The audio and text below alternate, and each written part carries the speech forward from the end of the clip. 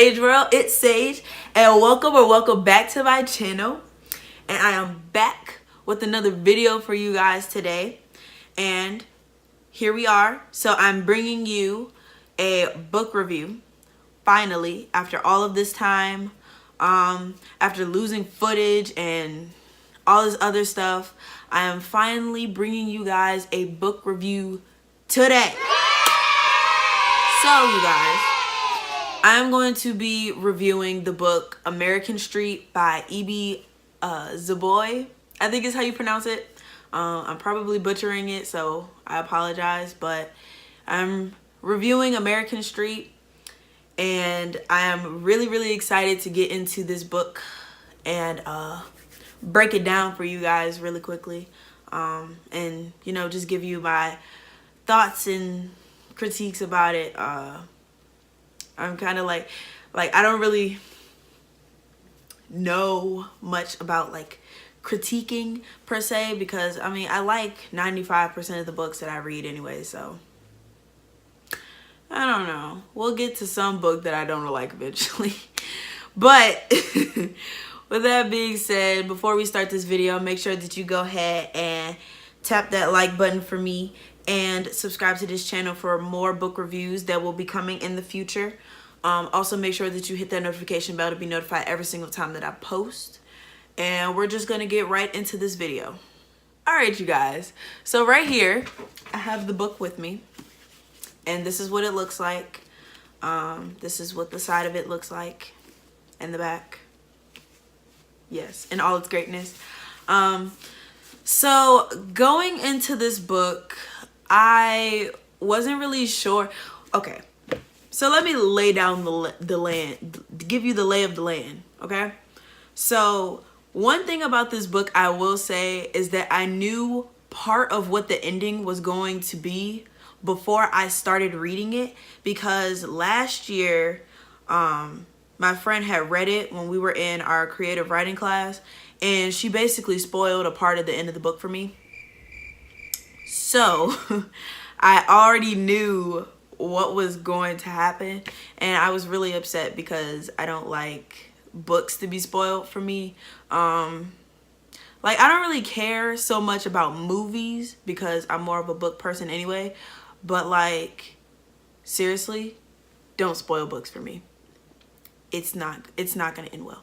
Anyways, so she spoiled the end of the book for me, so I was kind of like, all right. So I was hesitant on reading it, which is why it took me so long to read it in the first place. But I started reading it, and I kind of like, you know me, I'm the type of person, you know, that reads the synopsis in the beginning of the book, read what the author's all about in the back of the book, and things like that.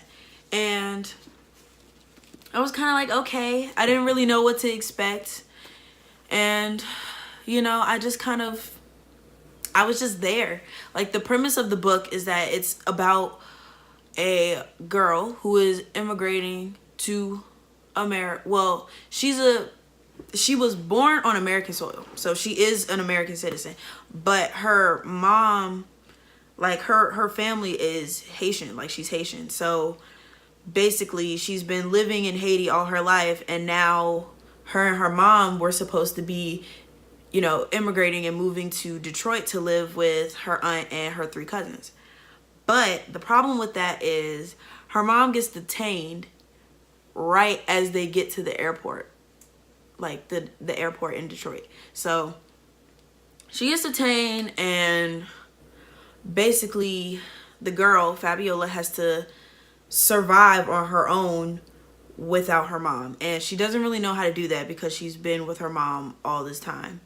And, you know, her aunt, who used to live in Haiti as well, has been like providing for them from America. So like, she's been sending them money and all this other stuff to help pay so that Fabiola can learn like English and be able to come to America to like learn and be like a normal American student.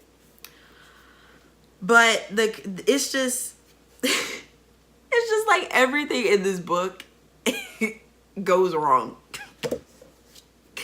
Like, it's not funny, but it's funny. Like, The oldest cousin is like, she's like really smart. She was in Haiti when her mom was still in Haiti, and she, like, I think they immigrated when she was 3 or something like that. And she's like really smart. She was supposed to go to this big fancy college, but in order to take care of her sisters, who are twins, she kind of like settled for a community college, kind of, sort of. So they all go to like this private school, and you know, their mom basically pays all this money so that they can go to private school, and she pays for Fabiola to go to that same private school. Basically, Fabiola has to like fit in. She has to try to fit in and like abide by the rules that her aunt has basically set for her. Like, one of the rules is that she can't speak Creole, which is something that she's used to speaking every day, and like her aunt like really has like a strict, like, no Creole in this house type of thing. Like, you know, just call me Aunt Joe and leave it like that. Yeah, she just had like a really hard time trying to fit in, and I get that. Like, fitting in is not easy. It's not supposed to be. Trying to fit in isn't always good too, because like she tried to fit in, and then like she got wrapped up in the fact that her cousins are they're called the 3Bs around school, since it's, you know, 3 of them. They all got each other's backs. They don't really hang out with anybody but their own circle. So when Fabiola started going to the school, that everybody just, you know, kind of classified her as the 4th B, and she just didn't want to be that. She wanted to be her own person. And you know, it's very hard for somebody who is new to a different environment to, you know, fit in and try to be their own person at the same time, because, you know, you have to deal with all these other people who already know how their cousins operate, and they don't know how Fabiola works. Like, they don't know if she's the same way, if, you know, if she's really the 4th B, because everybody just kind of assumed that she was the 4th B once she got there. But fast forwarding, basically she's trying to fit in, and you know, I resonate with that. You know, I felt that. And then she meets one of the twins' boyfriends, Dre, and he sucks. Literally worst character ever. Honestly, I just wanted to throw him away when they first started mentioning him. I was just like, I can't. Like, I can't. Like, dude has an eye patch. What? I mean, there's nothing wrong with that, but still, like, he's just a terrible character. Period. And I really just had this growing hatred for him throughout the story. So basically, he has this friend and named Kasim. Yeah, I think that's how you pronounce it. And basically, him and Fabiola fall in love, but it's like really hard, because it's like, you know, Fabiola is from one culture, so she's used to all of this other stuff. And to her, when her and Kasim first met, it was really funny, because in Creole, Kasim's name means broke. So she kept calling him broke for like the first few chapters, and I thought that was the funniest thing ever. And he couldn't really like pronounce her name, I guess, in the first couple of chapters either. So like, he just kind of like started calling her Fabulous, and that basically was her name throughout the story. Like, all of her cousins, except for the first one, have like a different name, so to speak. Like the twins go by different names. Like Princess goes by Pri, and then Prima Donna goes by Donna. So it's just like, but there's that. And it's just, I just thought that was really funny how like broke and scary. But the funny thing is, he really, like, he was struggling. Like, he was the type of person that he wasn't going to he didn't show off. like Dre did. He was very like humble, and he was a nice character.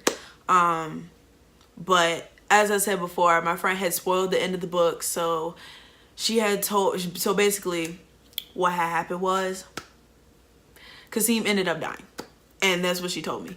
So I was just like, great, wonderful. I wanted to find that out for myself, you know, and be more shocked than I was when I was reading it, even though I knew about it. But, you know, that's fine. That's fine. So I thought like the premise of the story was really nice. There were a lot of plot twists in the story that I wasn't expecting at all. Like, Dre was supposed to go down for like a drug deal gone wrong when really it wasn't him, and it was the cousins, and the mom, like, not the mom, the aunt doesn't know about it. Like the aunt doesn't know that the cousins are doing all of this. Like, they're all mixed up in this whole thing. Another plot twist was that at the very end of, like, so the cousin, like the aunt and the cousins, basically, like their father was like so the uncle, there we go. The uncle is an American, or hold on, no, he was Haitian. Okay, so he already lived in America at this point, while the aunt and the oldest cousin still lived in Haiti. So he basically paid so that they could immigrate to America. But he died because of Dre when he was little. He was like learning how to shoot a gun and stuff like that, and his aim was like really bad. So he ended up accidentally shooting and killing him. And I thought that was the biggest like plot twist of the entire story. Even though it happened, like, even though they didn't say that until the very end, like, I was really distraught. Like, I didn't know how to feel. Like, I was, because like I can walk and read, so like I was walking around the hall in school and I was reading, and I was just like like I really, like, I have this thing where like I react every time I read something that's like ridiculous. So the way I reacted, my friend was like, "You're really reacting over this book?" And I'm just like, yes. Like, yes, like this is crazy. Like, I wasn't expecting any of this. But yeah, so with that being said, I really like this book. I like the premise. I like the story. I like the characters. Most of the characters I could really relate to with certain situations. And I like when I read a story where I can relate to a character or two, you know. Overall, I'm just like, it's like a bundle of emotions for me, because this is the type of book where, like, this is just the type of book where it's necessary to read about stories like these, because some people just don't know about the hardships that other people may go to, and they may not understand. So it's, you know, best to read about it in like maybe like a fictional or a real sense, versus than to just, you know, just automatically go and, you know, joke about it, because, you know, being detained is something serious. Like, you know, all this other stuff, like, I'm pretty sure all this other stuff are things that actually like happen, and it's unfortunate. So yeah, this book is really important, I feel like, and I really liked it. Overall, I would give it probably like 8 stars out of 5.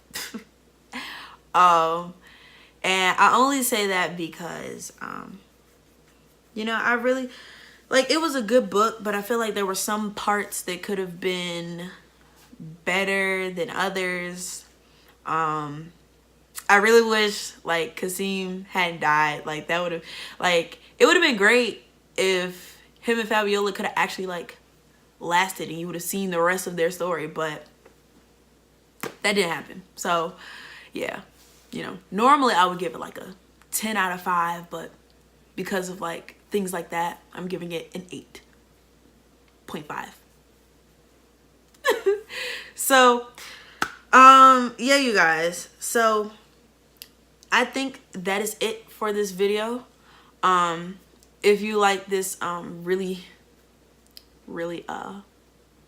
interesting book review, then please make sure that you tap that like button, you know, comment what you thought about this video. If you've read the book, be sure to also comment what you thought about the book. If you want me to do more book reviews, you know, also let me know about that. Make sure that you subscribe to this channel for more book reviews that are coming on the way. Don't worry, I got y'all, because we here. I got y'all.